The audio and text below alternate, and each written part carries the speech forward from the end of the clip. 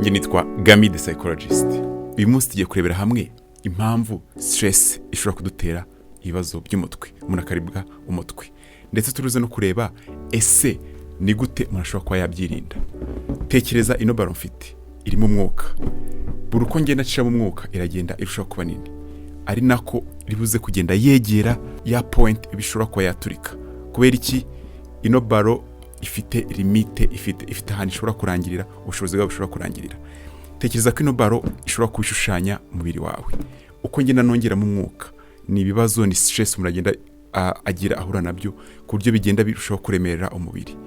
Hari igihe rero umuntu ageramo ku buryo biriya bibazo byatumye udasinzira, ibibazo uhangayikishije bigenda byirundanya umubiri ku buryo ugera ahantu bishobora gutangira gutera ibibazo, bigatera umutwe, bigatera kudasinzira, bigatera ibintu byinshi bigiye bitandukanye. Uyu munsi turuze kuganira ese ni gute ibibazo tugenda tugira cyangwa se izi stress zishobora kugira igihe zituma umuntu ababara umutwe. Hanyuma tuze kureba ese ni gute ushobora kuba wagabanya iyo stress kugeza igihe iribuze kugera mu rugero rwiza aho iraza gutuma ukora ibintu by'ingenzi ariko itaguteje ibibazo. Nitwa Gami the psychologist. Iyi ni YouTube channel kuri ubumenyi bujyanye na psychology cyangwa se umenya muntu. Ukore subscribe kubera yuko mu minsi mike cyane tuzatangira no kubaha amahugurwa ashobora kugufasha kwiga ubumenyi bw'ingenzi nk'ukuntu ushobora guhangana n'ibibazo byo kurwara umutwe.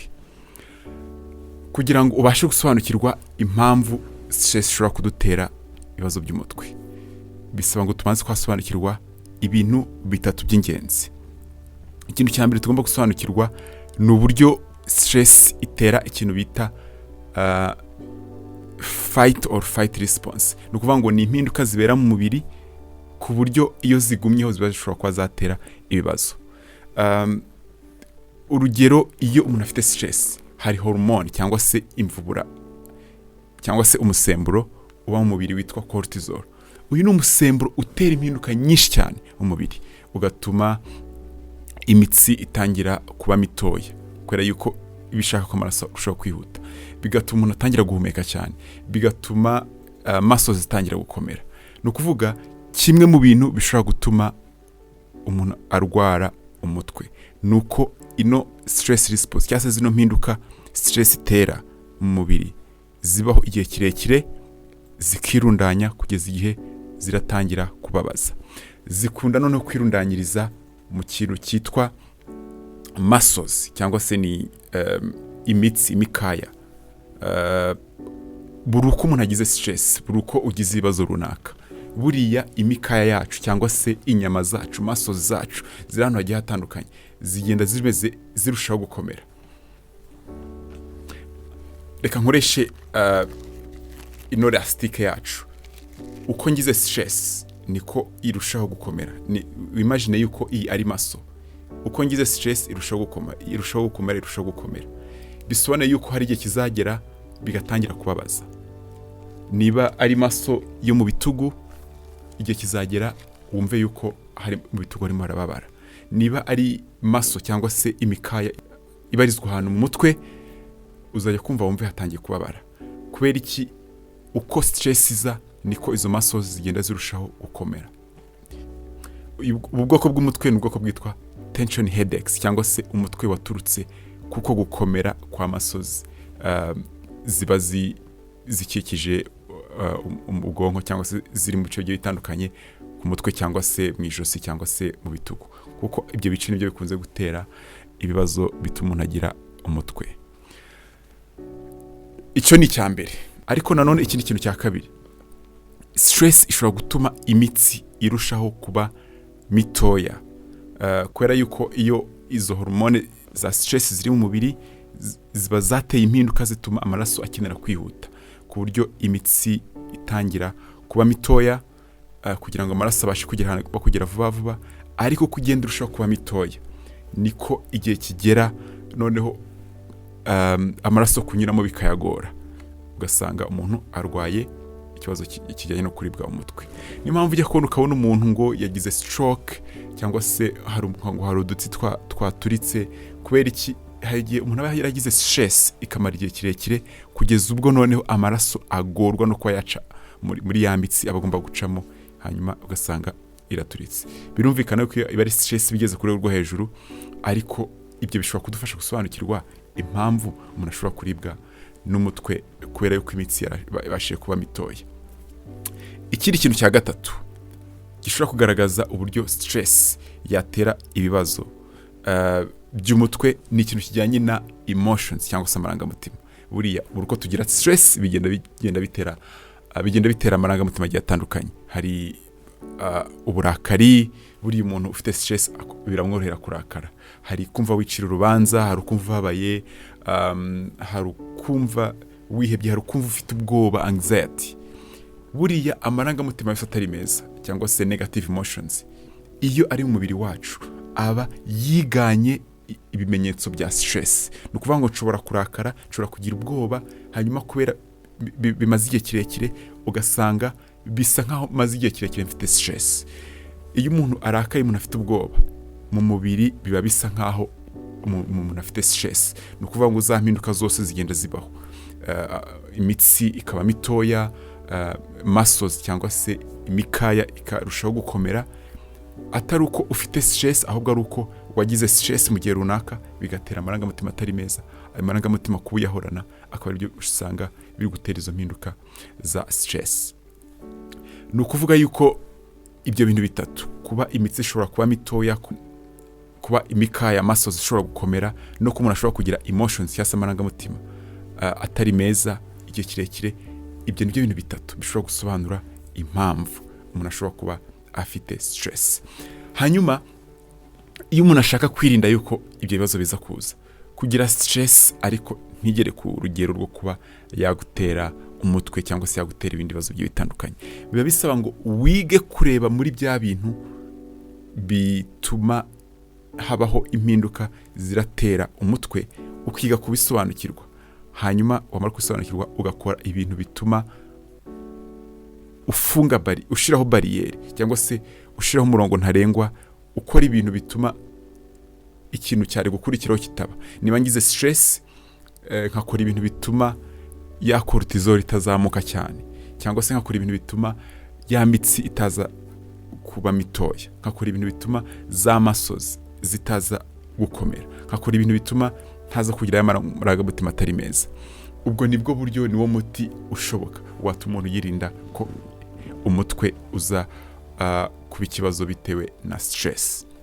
Mu minsi iri imbere ndi hafi gutangira gutanga serivisi y'amahugurwa, aho mu cyumweru kimwe ushobora kuba wakwiga ayo ma strategy arenze ushobora kuba wakwifashisha kugira ngo ugire stress ariko ye gutuma umutwe ukubana ikibazo. Ku buryo niba ufite umutwe, mu cyumweru kimwe ushobora kuba wakemutse, mu cyumweru kimwe ushobora kuba wakize. Ariko ubu ngubu ndagira ngo mbasharinge udustrategy umuntu ashobora kuba yagerageza ku buryo watwifashisha kugira ngo ugabanye urugero rwa stress iri mu mubiri wawe. Hanyuma numara kurugabanya bize gutuma umutwe cyangwa se wirinda ku umutwe waba ikibazo, cyane cyane igihe ari umutwe uturutse kuri stress. Ndibuze kuvuga kuri strategy ebyiri. Imwe ni strategy nkunze kurekomanda ku bibazo bijyanye n'umutwe. Ubwo iyo ni strategy ijyanye n'ibintu bya relaxation cyangwa se kwiga guturisha umubiri, ku buryo niba mfite ibibazo bya stress, umuvuduko watangiye kuzamuka, natangiye guhumeka cyane, muscles zatangiye gukomera, bitangira bikagabanuka. Hanyuma indi strategy ya kabiri ndaza kurikomendinga ni ijyanye no kwiga kumanaginga emotions. Ndaza kubaha udu tips, hanyuma tuze kureba uburyo dushobora kuba twabikoramo. Reka duhe kuyo ya mbere. Iya mbere ni ikintu kijyanye no gukora ibintu bituma umubiri utuza, relaxation strategies.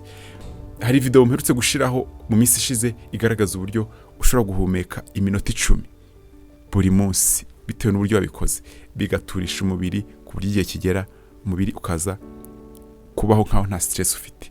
So ubwo umwitozo wa mbere ni umwitozo ujyanye no kwiga guhumeka, ariko bimwe biturisha umubiri, guhumeka byimbitse. Mu cyongereza babyita deep breathing cyangwa se breathing exercises. Ni ukuvuga ni kwa kundi mashobora kugira ngo injiza umwuka ukawusohora, hanyuma ukagenda ubikora inshuro nyinshi, ugenda winjiza slowly gake gake ukawusohora gake gake. Ariko muri iyo video uzasanga yuko harimo umwitozo nkunda cyane kurusha ubundi ushobora gutuma umuntu atuza immediately. Ni umwitozo bawita double breathing cyangwa se guhumeka inshuro ebyiri mbere yo gusohora umwuka. Ushobora kuvuga uti bawukora bati: injiza umwuka n'urugero, wongere and usohora umwuka. Winjiza umwuka mu mazuru, hanyuma waba wamaze kwinjiza cyane ukongeraho indi nshuro, hanyuma ukawusohorera mu mazuru cyangwa se ukawusohorera mu kanwa. Uyu ni umwitozo mwiza wo gukora, nubwo atari byiza gukora wenda kuryama ngo ukore inshuro nyinshi, ariko nka mu gitondo ushobora gukora n'umwitozo inshuro nyinshi. Impamvu atari byiza gukora nimugoroba nuko uyu mwitozo akenshi ubereye kuruhura umuntu ariko ashaka no gutangira gukora ibintu runaka, kuko ushobora gutuma ukanguka kurushaho. Kora uno mwitozo cyangwa se urebe video yose y'imyitozo ijyanye no guhumeka, uyikurikize buri munsi, uyikore buri munsi kuryo ushobora kwikora iminota 5, hagati y'iminota 5 n'iminota 10, hanyuma uzambwira. Ndetse nubona bikoze uzibuke gukora comment utubwire ko birimo birakunda. Usibye umwitozo wo guhumeka, hari indi myitozo ishobora gufasha umuntu guturisha umubiri. Hari imyitozo ya meditation. Mu minsi mikeya nibiyo video bitarahagera igomba kuba yahageze, ishobora kuguha nibura ikintu wakwifashisha ni nka guide, ni cyase ikintu kikuyobora gukora meditation, kuko ndabizi neza abantu benshi mu muco wacu ntabwo bazi ko meditation ikora. So ubwo nundi mwitozo wa meditation, kwa kundi witegereza ibice bigiye bitandukanye by'umubiri, ndetse washaka ukanabiruhura cyangwa se ugakora ku buryo imbaraga zose uzikura mu icyo gice. Niba ari mu bitugu ukahitegereza ukumva niba nta tension irimo cyangwa se hadakomeye, warangiza ukiga kuharekura, ukiga kuhoroshya. Uwo ni umwitozo ushobora kubona guide on my YouTube channel nibitarahagera mu gihe cya vuba igomba kuba yahageze. Iyo ni imyitozo yose ishobora kuba yafasha ku bintu bijyanye no guturisha umubiri cyangwa se gukura stress mu mubiri. Hanyuma hakaza noneho n'ikintu kijyanye na emotional management cyangwa se kwiga kurwanya y'amarangamutima tuba tutifuza.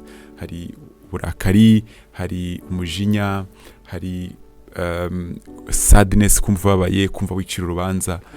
Hari amarangamutima menshi mu by'ukuri akunze kuba yaratewe n'ibintu tutabasha no gukontrola. Maybe umuntu yatugiriye nabi, umuntu yatubwiye amagambo mabi, cyangwa se hari ibibazo bituma umuntu mu by'ukuri agira ubwoba, umuntu yumva ahangayitse. Hari ibintu byinshi bishobora gutuma tugira emotions yase amarangamutima atari meza, ariko ibyo ntibikuraho yuko izo emotions zitadutera ibibazo, bikadutera nk'umutwe. Niyo mpamvu ari ingenzi kwiga kumenya kumanaginga emotions, amarangamutima. Imwe muri strategy nkunda kurusha izindi zose, ndetse n'umuntu uza mu mahugurwa yanjye, ni strategy bagomba kuvamo yize, ni ikintu cyitwa kwiga kwakira amarangamutima, ukareba uburyo hubwo atangira kukugira ibintu akwigisha, aho kugira ngo uyabone nk'ari ikintu kibi, nk'ari ikintu utifuza.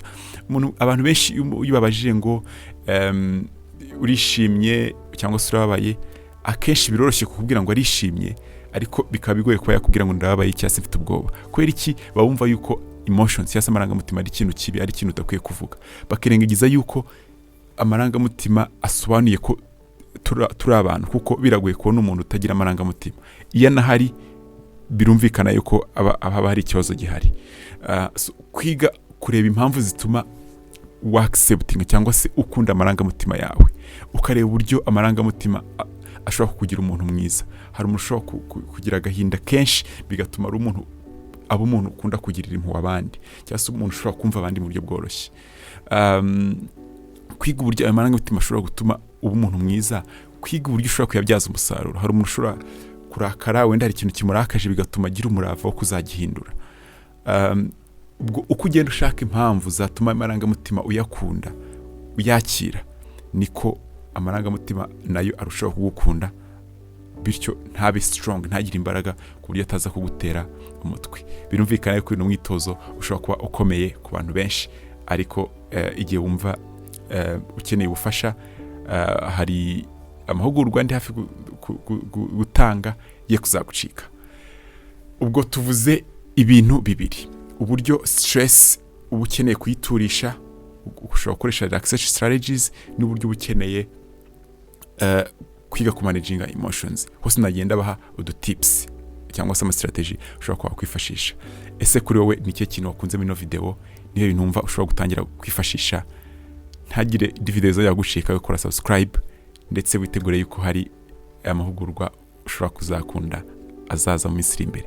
Nitwa Gami the Psychologist. Ciao ciao.